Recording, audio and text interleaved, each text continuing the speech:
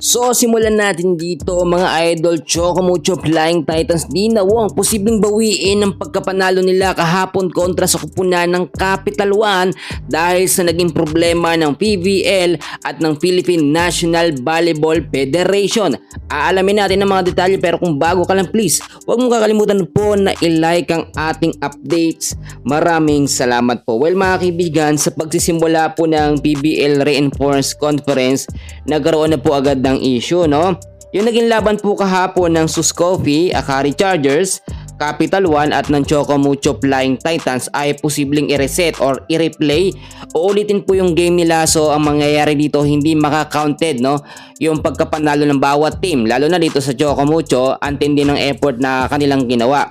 Ang naging problema po kasi dito mga kaibigan ko, no, ay frustrated po ang PBL sa ginagawa po ng Philippine National Volleyball Federation para sa pag-delay ng mga dokumento ng foreign players, yung mga import po ng kada team.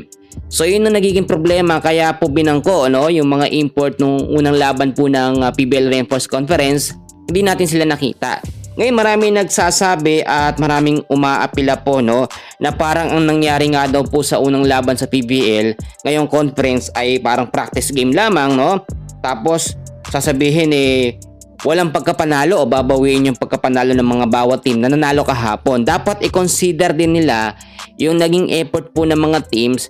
Paano na lamang, example, kung may na-injury, diba? Hindi makakapaglaro sa next game dahil sa matinding effort.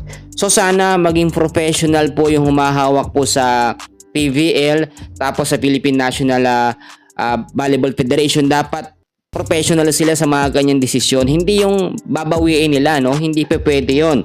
Ngayon po, maraming nagre-reklamo, especially ang mga fans po ng Chocomucho, lalo na yung maraming fans ng PVL, na hindi pa pwede yung ganyan, na dapat i-replay daw yung game. So possible kapag ni-replay, posibleng sa mga susunod po ang mangyayari yung Suscoffy, Akari, Capital One at Chocomucho ay muli hong maglalaban, which is dapat hindi na po mangyayari yan.